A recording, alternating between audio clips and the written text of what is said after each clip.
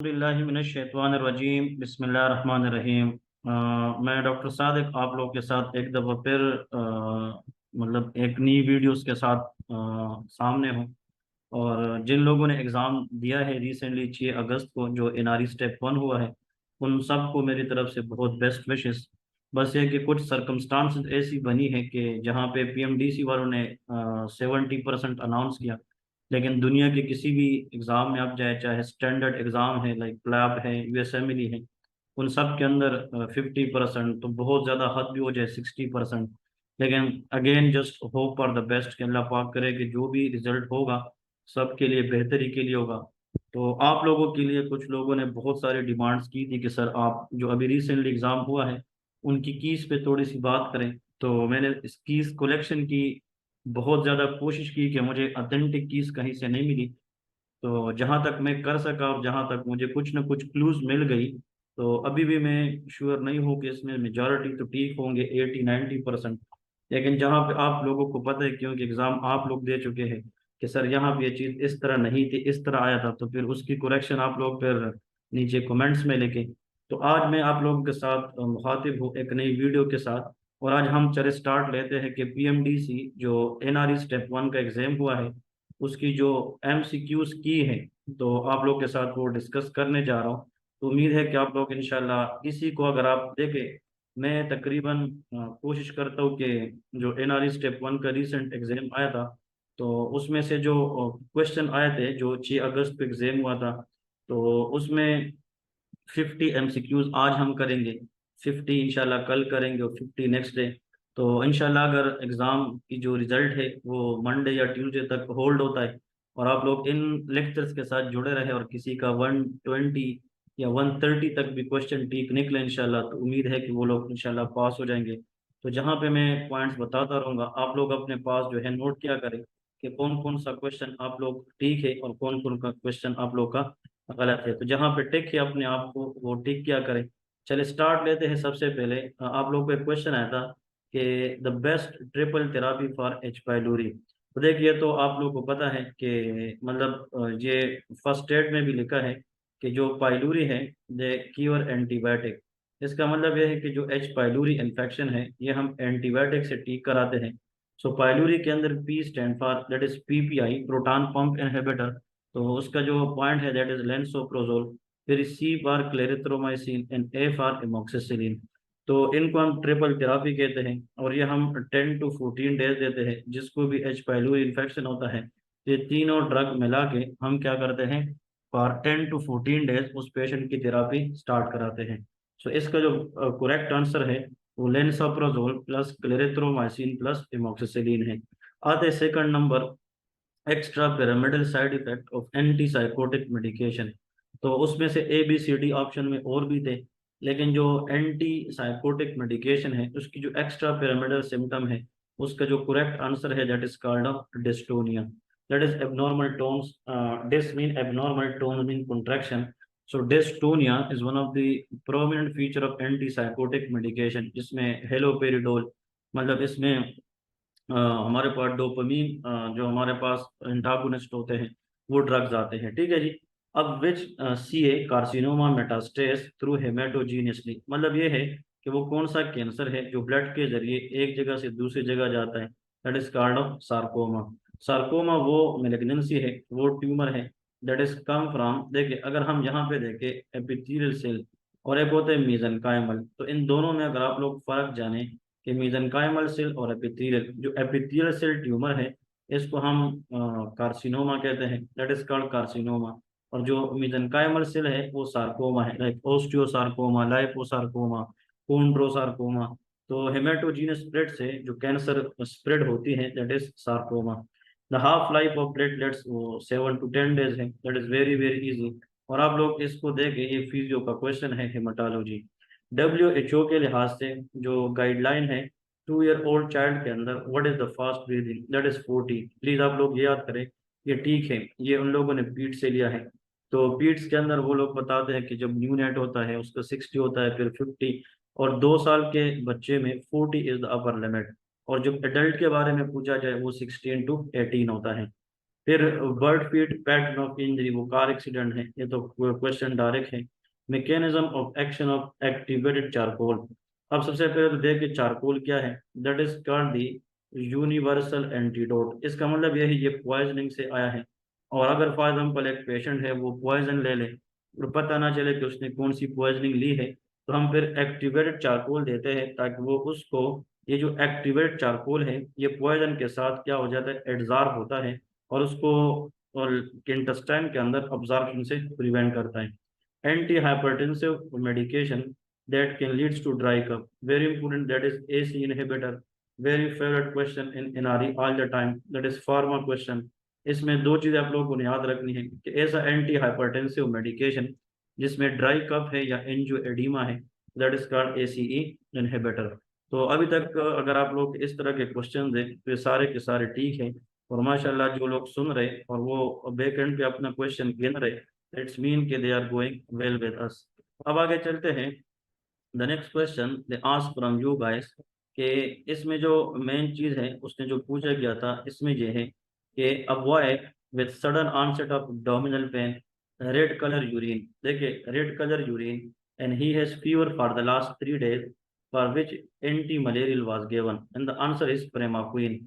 क्योंकि जो प्रेमाक्विन है ये ऐसा एंटी मलेरियल है, और मतलब ये है कि इसके बाद अगर रेड यूरिन आ जाए that is G6PD deficiency.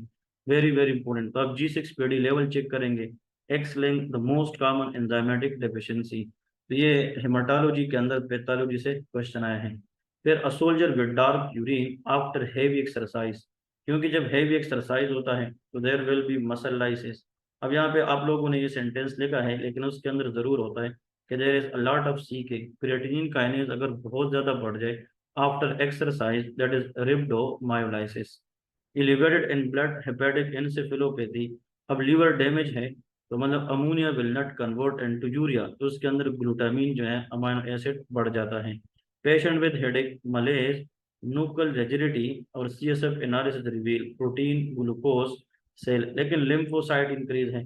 So a lymphocytosis increase है, दैट इज ट्यूबरकुलस मेनिंजाइटिस। मुझे तो अभी एग्जाम तो आप लोगों ने दिया है लेकिन इसमें जो FCPS के अंदर MDMS में क्वेश्चन आता है ट्यूबरकुलस मेनिंजाइटिस के लिए, वो बताते हैं कि देयर इज टर्बिड CSF, इसके अंदर क्या होता है, turbid CSF।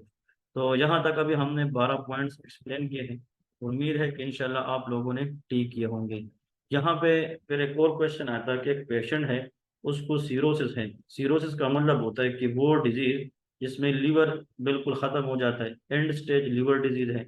Suspected HCC hepatocellular carcinoma, which tumour marker should be raise, that is alpha fetoprotein. मैं यहाँ पे वो लोग जो मुझे सुन रहे हैं जिसका इंशाल्लाह आने वाले वक्त में एग्जाम है, तो उनके लिए मैं 2-3 बातें ऐड करना चाहूंगा। इस तरह क्वेश्चन आता है कि ओवेरियन कैंसर में CA-125 है, ब्रेस्ट कैंसर में 15-3 है, पेंक्रियाटिक एडिनोकार्सिनोमा में CA-99 है, कोलोरेक्टल कैंसर की रीअक्रेंस के लिए CEA है। तो इस तरह की जो ट्यूमर मार्कर है, और जो मेडुलरी कार्सिनोमा ऑफ थायराइड है उसके लिए हमारे पास कैल्शियोटोनिन है। तो ये जो मैंने ट्यूमर मार्कर बताया, टाइम ना होने की वजह से मैं हर एक को लिख नहीं सकता, तो आप लोग अपने कॉपी में वीडियो को पॉज करके लिखे, it will really really help in the exam. तो अल्फा फ्यूटोप्रोटीन जो है ये हेपेटोसेलुलर कार्सिनोमा में बढ़ता है। Family history of itching all over the body which is more at night. Nocturnal प्लूराइटिस जब भी आ जाए, ईचिंग हो और जेनिटल एरिया में, दैट इज स्केबीज। मुझे नहीं पता कि आने वाले पॉइंट में होगा कि नहीं, लेकिन इसका ड्रग ऑफ द चॉइस भी आता है, that is called 5% permethrin. So permethrin is the drug of choice for scabies. Patient with multiple erythematous, silvery scaly plaque, जहाँ पे सिल्वरी स्केली प्लेग आ जाए it's mean that is increase level of keratin deposition on skin, that is called hyper keratosis. जब keratin level बढ़ता है तो excess keratin deposition on the skin surface leads to typical silvery plaque on extensor part of the body like knee elbow, that is called psoriasis. और जिसमें plaque बनता है elbow वगैरह पे, इनको हम प्लेक सोरायसिस कहते हैं। FCPS में जो लोग इंशाल्लाह NRE 1 पास करेंगे, they most welcome, we are going to start NRE step 2 from 16 August, very fresh classes. तो अल्लाह पाक करे कि आप 1-2 भी पास करें। फिर जिन लोगों ने MRCP में जाना है, जिन लोगों ने इंशाल्लाह आगे FCPS MD में जाना है, उनको इस तरह क्वेश्चन आता है कि अगर चेस्ट पे जनाब प्लाक्स है तो उसको गट्टेट सोराइसिस कहते हैं, फिर एक्जिला के अंदर है फ्लेक्सुरल सोराइसिस है, तो वो हम आगे पर डिस्कस करेंगे। The most common type is called flex psoriasis. acute diarrhea with pear shaped egg, giardia limblia, very very popular question of microbiology, which exerts stylomastite foramen, that is called facial nerve। जिस तरह हमने ये पहले पढ़ा है, इसको कहते हैं न्यूरो एनाटमी के अंदर जो स्ट्रक्चर है, जो स्कल से जनाब मुख्तलिफ ओपनिंग के जरिए कोई आता है कोई जाता है। लाइक मैं ट्राइजेमिनल नर्व की बात करूँ, उसकी तीन ब्रांचेज है। जो सबसे ऊपर वाला है अपथल्मिक डिवीजन ऑफ ट्राइजेमिनल, वो फोरामेन सुपीरियर ऑर्बिटल फीचर से जाता है। फिर जो नीचे वाला है वो फोरामेन रूटेंडम से जाता है, दैट इज मैक्सिलरी। जो मैंडिबुलर है वो फोरामेन ओवेल से जाता है। तो मुख्तलिफ फोरामेन है, मतलब स्नेल एनाटमी का जो हेड एंड नेक है, उसका 3rd नंबर पेज पे आप देखें तो पूरा पेज पे वो सारा टेबल बनाया गया है। तो उसमें जो फेशियल नर्व है वो स्टाइलोमास्टाइड फोरामेन से आती है। Patient after myocardial infarction the surgeon will prefer bypass. तो बाईपास जो ग्राफ्टे है वो हम ग्रेट सेफिनस वेन देते हैं, क्योंकि it is the easy vein to detect, और ये लोअर लिम्ब के अंदर सुपरफिशियल वेन है, and that is lies into the front of medial malleolus. ये कहाँ पे होता है? ये मीडियल मेलियोलस के सामने होता है, सुपरफिशियल है, और इस वेन को मालूम करना आसान है, तो उससे हम सिंपल भी फिर आसानी से ले सकते हैं। तो ग्राफ्ट के लिए जो ज्यादातर हम वेन यूज करते हैं, that is called great saphenous vein. इसके बारे में दो तीन बातें करता हूँ। हमारी जो लोअर लिम्ब है, जो फुट एरिया है, उसकी मीडियल एस्पेक्ट से जो हम ब्लड लेते हैं, venous blood, they will taken by the great saphenous vein. और जो लेटरल एस्पेक्ट है वहां से स्मॉल सेफिनस वेन, जो शॉर्ट सेफिनस वेन है, वो ब्लड लेता है। ग्रेट सेफिनस वेन ऊपर आके अपना ब्लड फीमोरल वेन को देता है, और शॉर्ट सेफिनस वेन आगे अपना ब्लड पोप्लिटियल वेन को देता है। ठीक है जी। The isthmus of thyroid lies anterior to the second, third and fourth tracheal ring। ये तो हर साल क्वेश्चन पर। Most common joint involve in osteosarcoma, that is called knee joint. तो नी ज्वाइंट के अंदर distal end of the femur, proximal end of the tibia, जो osteosarcoma है, इस बंदे की अगर आप लोग एक्सरे करते हैं तो एक्सरे फाइंडिंग के अंदर इसमें लेके देयर इज कोडमैन ट्राइंगल। अगर कोडमैन ट्राइंगल नहीं है तो फिर इसमें आता है एक और question, that is called sunburst appearance. फिर इसके बाद the fetal period extend from 9th week to full term.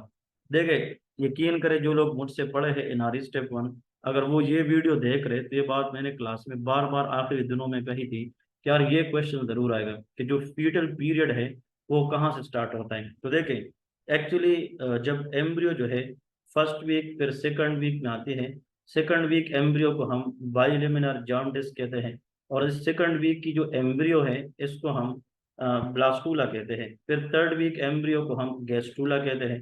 उसमें 3 लेयर्स बनती है, like ectoderm, mesoderm and endoderm. फिर 3 वीक से आर्गन बनना शुरू हो जाते हैं, और 8वें हफ्ते के अंदर हम फिर आर्गन ये बन जाते हैं। सो 3 से लेके 8वें हफ्ते को हम आर्गेनोजेनेसिस पीरियड कहते हैं। इसमें बच्चे की आर्गन बनती है, और इस जगह में माँ को ऐसी अद्वियात नहीं लेनी चाहिए कि वो प्लेसेंटा क्रॉस करें। और इसके बाद जो 8वां हफ्ता खत्म होगा, और कौन सा हफ्ता स्टार्ट होगा? 9th वीक स्टार्ट होगा। तो उसके बाद फीटल पीरियड, क्योंकि जो एम्ब्रियो है वो 8वें वीक तक बन जाती है, फिर 9th वीक से लेके till two the delivery term तक इसको हम फीटल पीरियड कहते हैं। तो लोग अगर इसमें गलत हो चुके होंगे, वो इस तरह है, वो 9 मंथ भी बताते हैं, तो लोग कहते हैं यार फीटस है तो प्रेगनेंसी खत्म 9 मंथ में होती है, तो वो मंथ लगाते हैं, बट इट इज वीक। कि जो फीटल पीरियड है वो 9th वीक से स्टार्ट होता है और फुल टर्म तक चलता है। Lipoprotein particle which is milky appearance, that's it's chylomicron all the time. Chylomicron का काम यह है कि ये ट्राइग्लिसराइड इंटेस्टाइन से लेता है। Dietary triglyceride it taken from the intestine and goes to the peripheral tissue. और ऐसा लाइपोप्रोटीन जो ट्राइग्लिसराइड को लीवर से ले ले हेपेटिक, और वो टिश्यू को दो दे, दैट इज VLDL। तो काइलोमाइक्रोन ट्राइग्लिसराइड इंटेस्टाइन से लेके टिश्यू को देता है, और ये मिल्क की अपीयरेंस होता है। और जो हेपेटिक DG है वो VLDL टिश्यू को देता है। फिर इसके बाद ये भी याद रखें, हमारे पास जो मोस्ट इम्पोर्टेंट है कि उसमें ये भी आप लोग को पता होना चाहिए, जो कोलेस्ट्रॉल है वो टिश्यूज पे डालना, that is LDL bad cholesterol, और टिश्यू से वापस लीवर को धोना वो HDL है, that is good cholesterol. Infant है वो बॉर्न है with umbilical hernia, bleeding from umbilicus, अगर ब्लीडिंग की जिक्र आ जाए दैट इज विटामिन के डेफिशिएंसी। लेकिन अगर अम्बिलिकल हर्निया के साथ पफिनेस है, मैक्रोग्लोसिया है, तो फिर ये कंजेनिटल हाइपोथायराइडिज्म है, जिसको हम क्रिएटिनिज्म कहते हैं। Chills, fever, muscle, they are all because of interferon. जो इंटरफिरान है ये फिर मसल एक्स कराती है इन्फेक्शन में, ये फीवर वगैरह करा सकती है। ठीक है जी।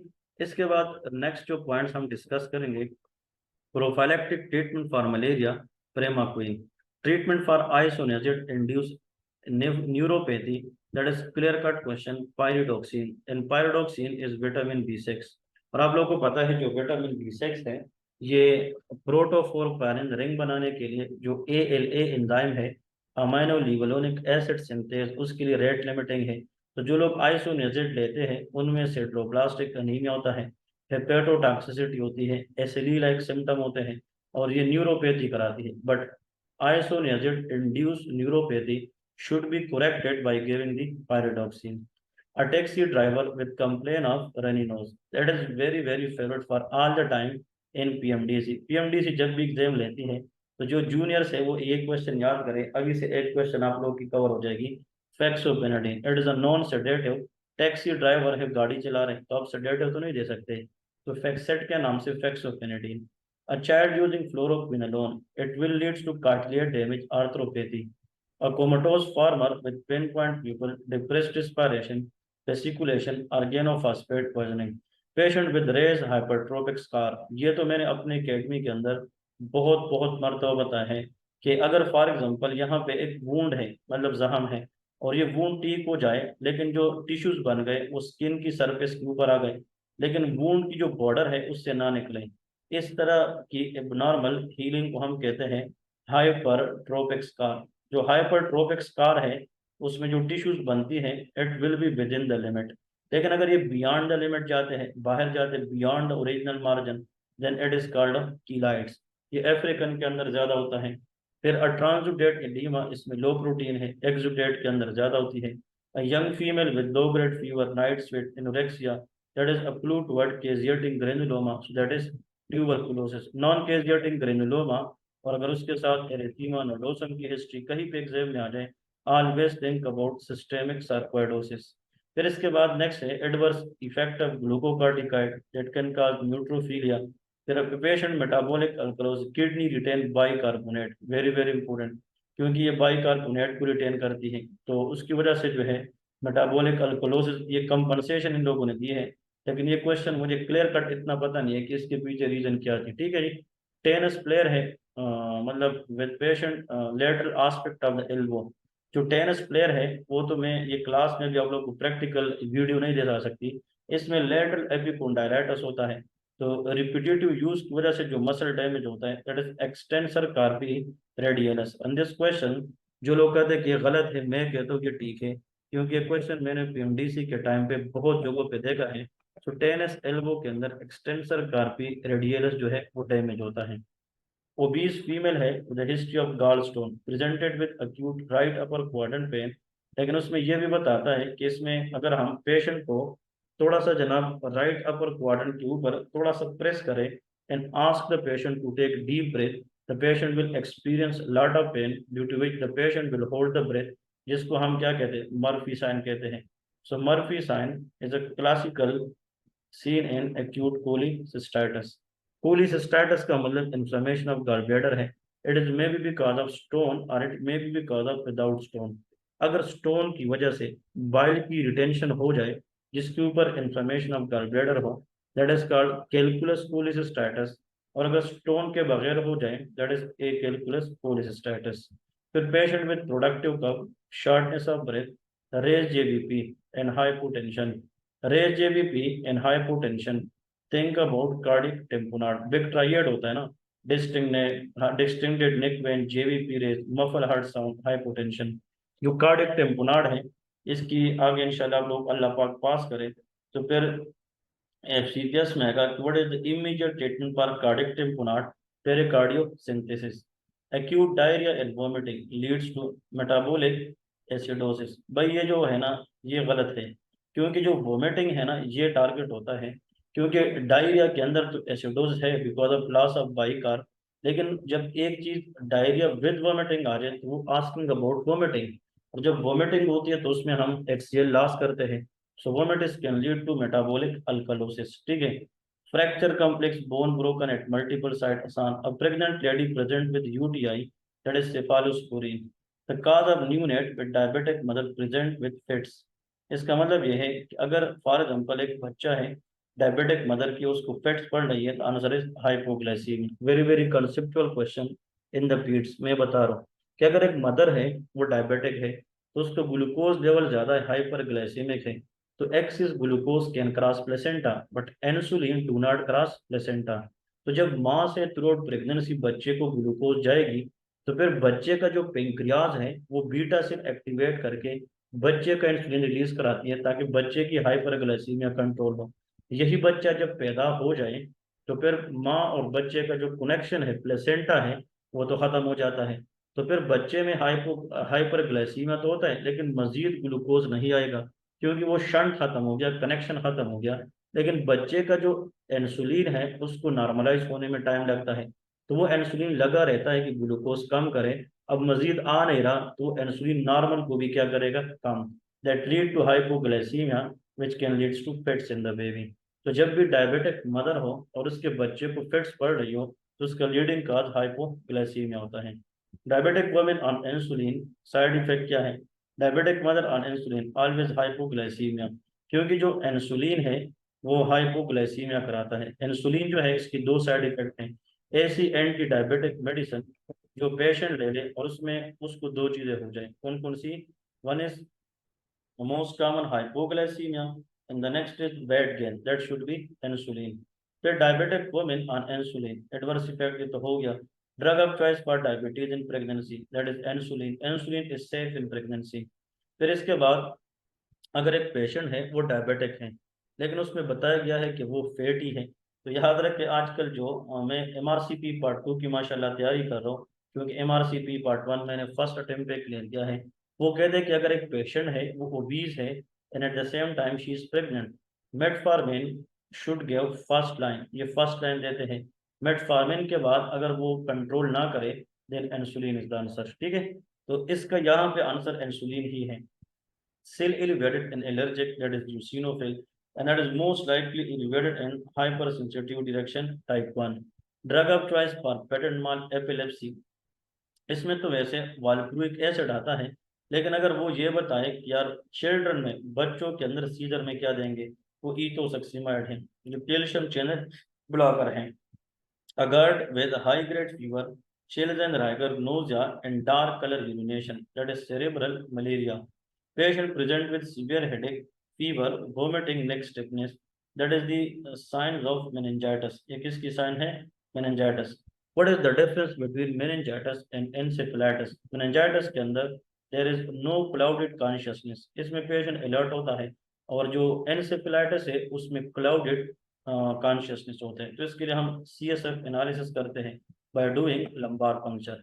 तो अभी तक हम 47 कर चुके हैं, अभी लास्ट एक 3 रहती है उसको भी डिस्कस करते हैं।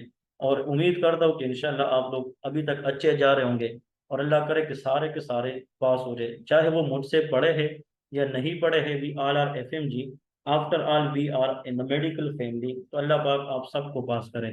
Patient with profuse rice watery diarrhoea, think about Vibrio cholera।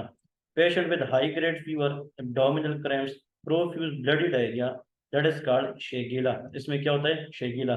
और accidental battery acid in the eye, very very favorite for the numbs।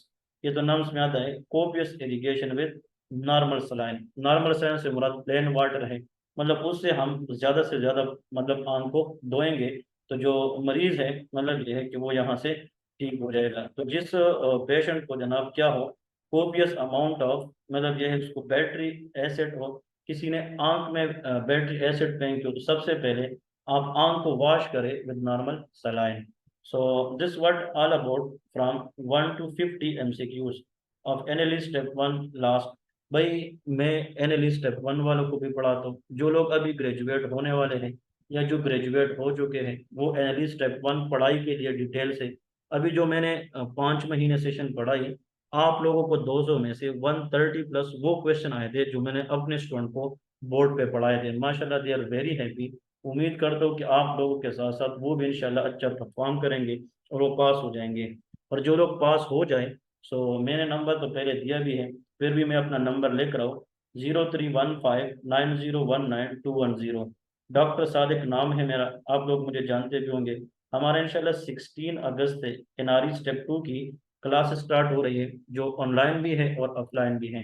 तो जो लोग हाउस जॉब में है या पिंडी नहीं आ सकते, तो ऑनलाइन भी ज्वाइन कर सकते हैं, और जो आ सकते हैं they are most welcome to our medical club, and इंशाल्लाह they will be learn a lot of thing.